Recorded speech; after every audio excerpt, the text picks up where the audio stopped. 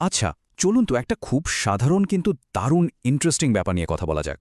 বর্ষাকালে যখন ঝমঝম করে বৃষ্টি নামে, রাস্তাঘাট জলে থই থই করে, কখনো কি আমাদের মনে হয়েছে যে এই বিশাল পরিমাণ জল আখের চায়টা কোথায়? আজ আমরা এই জলের ফ্যাসিনেটিং যাত্রার গল্পটাই শুনব। তো প্রশ্নটা খুবই সহজ, তাই না?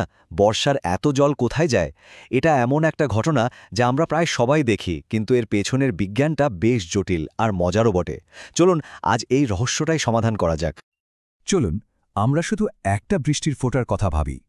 আকাশ থেকে মাটিতে পড়ার আগেই কিন্তু ওর জার্নি শুরু হয়ে যায়। প্রথমে হয়তো ওটা কোনো গাছের পাতায় বা বাড়ির ছাদে আটকে গেল, টেকনিক্যালি যেটাকে আমরা বলি ইন্টারসেপশন।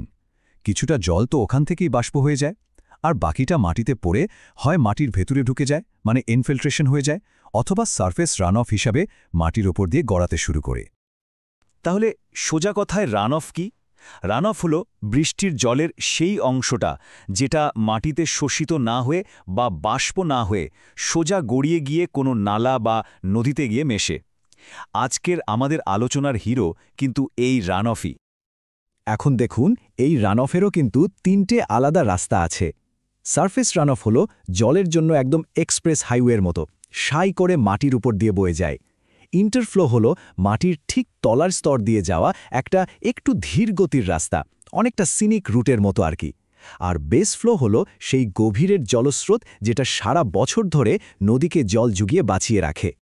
আশা করি এতক্ষণে আমরা পরিষ্কার বুঝতে পারছি যে বৃষ্টির জল ঠিক কোন তিনটে প্রধান পথে নদীতে গিয়ে পৌঁছায়।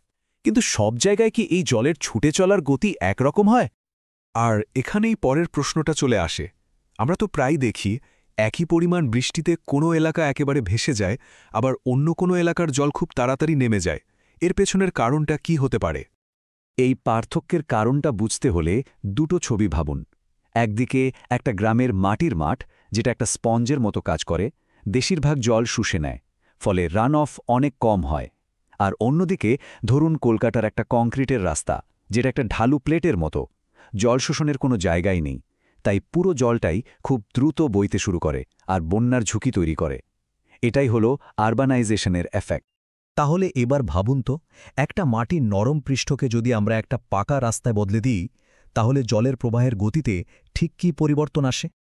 একটা নদীতে বৃষ্টির পর জলের প্রবাহ কিভাবে বাড়ে আর কমে সেটা বোঝাটা ইঞ্জিনিয়ারদের জন্য খুব জরুরি। আর এর জন্য তারা নদীর একটা বিশেষ সিগনেচার বা স্বাক্ষর অ্যানালাইজ করেন। এই সিগনেচারটাকেই আমরা টেকনিক্যালি বলি হাইড্রোগ্রাফ। আরও সহজ করে বললে এটা হলো গিয়ে নদীর ইসিজি বা হার্টবিট চার্ট। এই গ্রাফটা দেখায় সময়ের সাথে সাথে নদীর জলের প্রবাহ বা ডিসচার্জ কিভাবে বদলাচ্ছে, মানে বৃষ্টির মতো একটা শক পেলে নদী কিভাবে রিয়্যাক্ট করে, তার হার্টবিট কতটা বাড়ে বা কমে, সেটাই এই গ্রাফে ধরা পড়ে যায়। এই নদীর ইসিজির কয়েকটা প্রধান অংশ আছে, যেমন ধরুন রাইজিং লেম্ব। এটা দেখায় যে ঝড়ের জল নদীতে এসে মিশছে আর নদীর পালস দ্রুত বাড়ছে। ক্রেস্ট হল সর্বোচ্চ প্রবাহের বিন্দু, মানে নদীর ওপর তখন সবচেয়ে বেশি চাপ। ফলিং লিম্ব মানে হল প্রবাহ ধীরে ধীরে কমে আসছে, নদী আবার শান্ত হচ্ছে। আর বেস ফ্লো হল নদীর স্বাভাবিক শান্ত অবস্থা, ওর রেস্টিং হার্টবিট। আশা করি নদীর এই হার্টবিটের বিভিন্ন পর্যায়গুলো এখন আমাদের সবার কাছে একেবারে পরিষ্কার। বেশ, হাইড্রোগ্রাফ তো বোঝা গেল, কিন্তু একজন ইঞ্জিনিয়ারের চোখে বন্যার জন্য আসল ভিলেন কোনটা? প্রবাহের কোন অংশটা আসল সমস্যা তৈরি করে? উত্তরটা কিন্তু এই উপাদানগুলোর মধ্যেই লুকিয়ে আছে। দেখুন, বন্যার সময়ে যে জলের চূড়া বা পিকটা তৈরি হয়, তার প্রায় 85% আসে সরাসরি ওই ঝড় থেকে তৈরি হওয়া ডাইরেক্ট রান অফ থেকে। আর নদীর যে স্বাভাবিক প্রবাহ, মানে বেস ফ্লো, সেটার অবদান মাত্র 15%-এর মতো। তাহলে আসল কালপ্রিটকে বুঝতেই পারছেন। আর ঠিক এই কারণে ইঞ্জিনিয়ারদের প্রথম কাজ হল হাইড্রোগ্রাফ থেকে এই দুটো প্রবাহকে আলাদা করা, মানে নদীর স্বাভাবিক প্রবাহ থেকে ঝড়ের জন্য আসা বাড়তি জলটাকে ছেঁকে বের করা। এই ইন্টারেস্টিং প্রসেসটাকেই বলে বেস ফ্লো সেপারেশন। এখন প্রশ্ন হলো, এই যে বাড়তি জলটা, মানে যে ডাইরেক্ট রান অফকে আমরা আলাদা করলাম, সেটা আসছে কোথা থেকে? এর জন্মদাতা হল ইফেক্টিভ রেইনফল বা কার্যকর বৃষ্টিপাত। ব্যাপারটা একটা খুব সহজ রেসিপির মতো করে ভাবা যেতে পারে।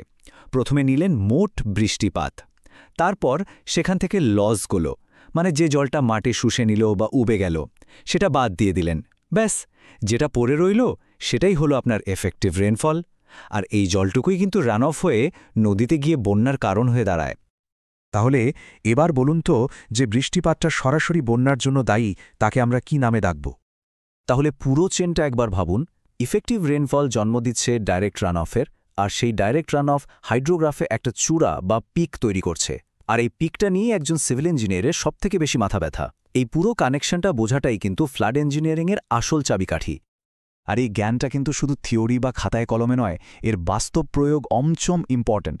একটা ব্রিজের উচ্চতা কত হবে, রাস্তার পাশের কালভারটা কতটা চওড়া হবে, কিংবা একটা শহরকে বন্যা থেকে বাঁচাতে বাদ দিতে হবে কি না, এই সমস্ত গুরুত্বপূর্ণ সিদ্ধান্ত কিন্তু এই হাইড্রোগ্রাফ অ্যানালাইসিসের উপরই নির্ভর করে। মনে রাখতে হবে, আজকের এই জ্ঞান শুধু পরীক্ষার নম্বর তোলার জন্য নয়, এটা আসলে আগামী দিনের জলবায়ু সহনশীল শহর তৈরির একটা বড় হাতিয়ার। হাইড্রোলজির এই যে মূল ধারণাগুলো, এগুলোই কিন্তু ভবিষ্যতের ইনোভেশনের ভিত্তি। এই জ্ঞানের ওপর নির্ভর করেই তৈরি হবে এআই চালিত বন্যা সতর্কতা ব্যবস্থা কিংবা সাস্টেনেবল আরবান ড্রেনেজ সিস্টেম। ভারতের মতো দেশে, যেখানে ক্লাইমেট চেঞ্জ একটা বিশাল চ্যালেঞ্জ, সেখানে স্মার্ট ওয়াটার ম্যানেজমেন্টের গুরুত্ব যে কতটা, তা বলে বোঝানো যাবে না। তাই শিখতে থাকুন, কারণ আপনারাই হলেন সেই ইঞ্জিনিয়ার যারা এই সমস্যার সমাধান করে একটা সুরক্ষিত ভবিষ্যৎ তৈরি করবেন।